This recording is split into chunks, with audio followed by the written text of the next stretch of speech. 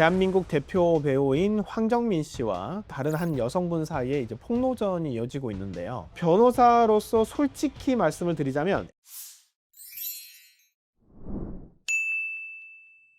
최근 연예계에 있어서 법적으로 상당히 쟁점이 되고 있는 사건이 있어서 오늘 말씀을 드려보고자 합니다. 대한민국 대표 배우인 황정민 씨와 다른 한 여성분 사이에 폭로전이 이어지고 있는데요. 뉴스를 보면서 궁금하신 사항들이 좀 많이 있으실 겁니다. 법적인 쟁점에 있어서 상대방이 스토킹 처벌법이 성립할까? 2억 원의 손해배상을 청구할 수 있는 권리가 존재할까? 또는 상대방이 이와 같이 황정민 씨와의 대화 내용을 마음대로 편집해서 올리는 것이 과연 법적으로 문제가 없을까에 대해서 형사적으로 또는 법조인의 관점에서는 어떻게 볼 수 있는지 명쾌하고 간단하게 확인해 보겠습니다. 첫 번째는 스토킹 처벌법 위반 여부입니다. 상대방 A씨는 현재 벌금 300만 원의 약식 명령을 받았고 법원과 검찰에서 1차적으로 스토킹 범죄에 해당한다라고 판단이 내려진 것인데요. 여기에 대해서 A씨가 불복해서 현재 정시재판을 청구해서 소송을 진행 중이죠. A씨 입장에서는 사실 이렇게 말씀할 수 있습니다. 아니, 몇 번 연락도 안 했는데 이게 과연 스토킹이 처벌이 되나요? 저 이건 좀 너무 억울해요 라고 말씀을 할 수 있는데요. 일단 먼저 대법원의 입장에서 봤을 때는 사실 좀 기준이 명확합니다. 단순히 몇 번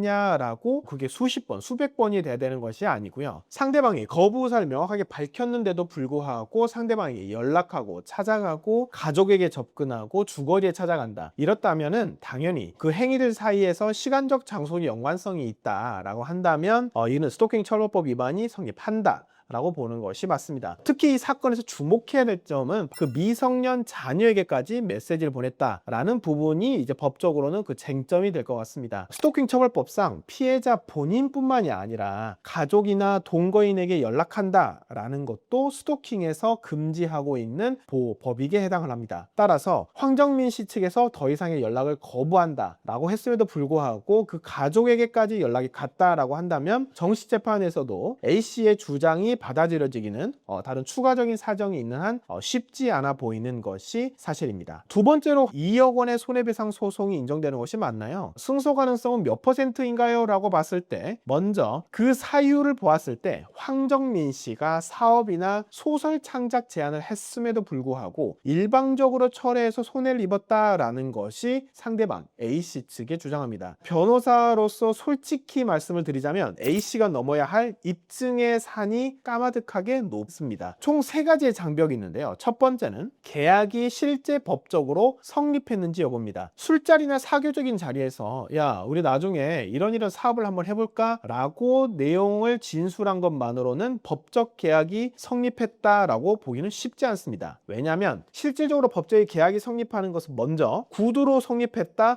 가능합니다. 내가 당사자 간에 계약하자, 사업하자 라고 하는 것은 충분히 가능합니다. 그렇지만 법적인 계약 자체가 성립하기 위해서는 구체적인 수익 배분이나 기간, 사업의 내용, 위반했을 때의 위약금 또는 손해배상, 구체적인 그 수행 방안들에 대해서 핵심적인 내용의 합의가 존재해야 합니다. 하지만 단순한 사교적인 자리에서 이런 걸 해본 건 어때? 라고 제안하고 단지 수락하는 정도에 그쳤다라고 한다면 당사자 간에 어떤 구체적인 법적 계약이 성립했다라고 보는 것은 쉽지 않기 때문입니다. 두 번째는 황정민 씨가 불법행위 기망행위를 했어야 합니다. 황정민 씨가 처음부터 작정하고 A씨를 속이려고 했느냐 라고는 불법행위 기망행위 성립 여부를 입증해야 됩니다. 세 번째는 실제로 구체적인 2억 원의 현실적인 손해가 발생했는지 여부입니다. 사실 민사소송에 있어서는 원칙적으로 형사소송과 다르게 내가 어떤 손해가 발생했다라고 주장하는 사람이 스스로 입증을 해야 되는 입증 책임이 사실 존재합니다. 구두로 나눈 대화만으로는 2억 원의 거액의 손해를 입증해낸다라고 하는 것은 법리적으로 여러 가지의 쟁점, 법적 계약이 성립을 했는지, 두 사람 간에 실질적으로 불법 행위가 기망행위가 존재를 했는지, 그로 인해서 이 사람이 얻지 못한 현실적으로 구체화된 손해액이 존재하는지 등의 커다란 3가지 쟁점을 넘어야 한다라는 것이 앞으로 주목할 점에 해당할 것입니다. 그렇다면 세 번째는 뭘까요?